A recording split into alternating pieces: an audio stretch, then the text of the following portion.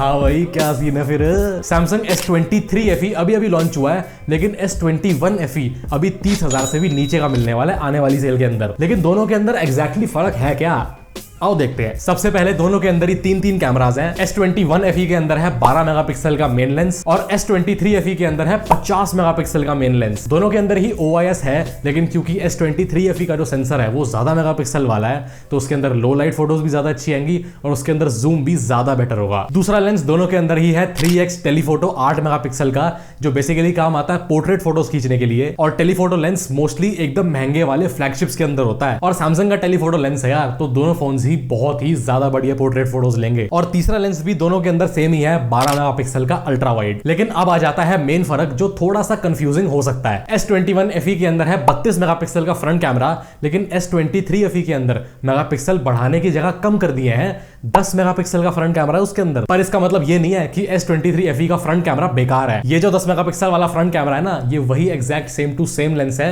जो Z Flip 4 के अंदर यूज हुआ था। तो ये 10 मेगापिक्सल का फ्रंट कैमरा एक्चुअली बेटर है S21 FE के 32 मेगापिक्सल के फ्रंट कैमरा से। पर इससे भी ज्यादा कंफ्यूजिंग चीज है कि बिल्लो बग्गे बिल्ले आंधा की करेंगी। अगले भी कुछ छोटे छोटे फर्क हैं, जैसे S21 FE के अंदर प्लास्टिक बैक थी, जिसे इस बार S23 FE के अंदर ग्लास का कर दिया है। तो अगर आप अपने फोन को बिना कपड़ों के यूज करना पसंद करते हो तो आपको S23 FE को पकड़ने में थोड़ा सा फर्क फील होगा। लेकिन 99% लोग अपने फोन के ऊपर कवर लगा ही लेते हैं उसे खरीदते ही। पर फिर भी एक काफी पॉजिटिव स्टेप है सैमसंग की तरफ से। दूसरा फर्क सुन के मैं थोड़ा सा शॉक हो गया था, क्योंकि S21 FE के अंदर फ्रंट ग्लास में गोरिल्ला ग्लास विक्टस की प्रोटेक्शन है, जो उस टाइम का मिलने वाला एकदम स्ट्रॉन्गेस्ट ग्लास था। पर इस बार सैमसंग ने वहां पे पैसे बचा के गोरिल्ला ग्लास विक्टस को हटा के गोरिल्ला ग्लास 5 लगा दिया है S23 FE के अंदर। मतलब स्क्रीन की मजबूती कम कर दिया है इस बार। लेकिन बाकी सब सेम है दोनों फोन्स के अंदर ही। दोनों के अंदर ड्यूअल स्पीकर्स हैं, IP68 की रेटिंग है, पानी और मिट्टी से सुरक्षा के लिए।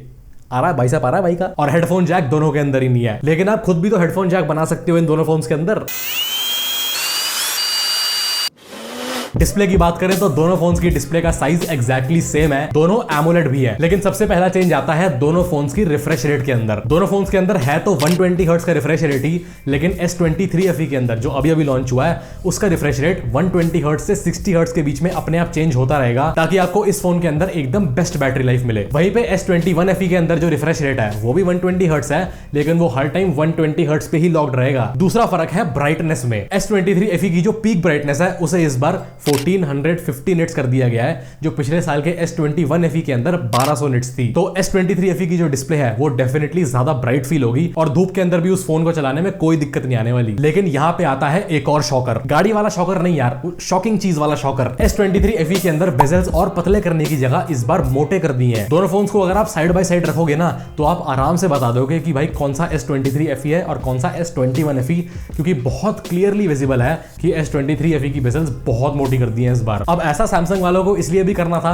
क्योंकि S23 सीरीज का जो सेम टू सेम डिजाइन है वो इस बार के S23 FE के अंदर डाल दिया है, तो उनको कोई तो डिफरेंस बनाना था ना भाई। अगर वो S23 की सीरीज का exactly same design S23 FE के अंदर दे देंगे तो उनके महंगे वाले फोन कौन लेगा। और चौथा फर्क है कि S23 FE का जो पंच होल है उसको और भी ज्यादा छोटा कर दिया इस बार। तो बेजल्स मोटी कर दी लेकिन पंच होल को छोटा कर दिया। तो सैमसंग वालों अपनी बेजल्स को 75 हार्ड कराओ, थोड़ा बादाम रगड़ के बादाम पिलाओ। प्रोसेसर्स में सैमसंग S21 FE के अंदर है स्नैपड्रैगन 888 और S23 FE के अंदर है Exynos 2200। Exynos 2200 जरूर बेटर परफॉर्म करता है सारे के सारे बेंचमार्क्स के अंदर, लेकिन सबसे बड़ी प्रॉब्लम जो इन दोनों फोन्स के अंदर ही है वो है हीटिंग। दोनों फोन्स के अंदर ही काफी मेजर हीटिंग इश्यूज हैं। तो अगर आप थोड़ी गेम वेम ज्यादा खेलने वाले बंदे हो तो इन दोनों में से कोई फोन मत लेना। हाँ, जो रोजमर्रा के काम होते हैं वो तो एकदम बेस्ट कर लेंगे ये। यूजर इंटरफेस दोनों का बिल्कुल सेम है, One UI 5.1 मिलेगा दोनों के अंदर, एकदम लेटेस्ट Android 13 के साथ। और सॉफ्टवेयर अपडेट्स भी दोनों के अंदर सेम मिलेंगी, 4 साल की Android अपडेट्स, 5 साल के सिक्योरिटी पैचेस। बैटरी का साइज भी दोनों के अंदर बिल्कुल सेम है, 4500 mAh की बैटरी है। और डब्बे के अंदर चार्जर तो मिलता है नहीं, लेकिन दोनों फोन्स 25 वॉट्स की वायर्ड चार्जिंग सपोर्ट करते हैं। और ये जो चार्जिंग की स्पीड है ये दोनों फोन्स के प्राइस के अकॉर्डिंग ही काफी ज्यादा स्लो है। और दोनों के दोनों फोन्स 15 वॉट की वायरलेस चार्जिंग को भी सपोर्ट करते हैं। तो दोनों फोन्स के प्राइस में 20,000 रुपए का फर्क है,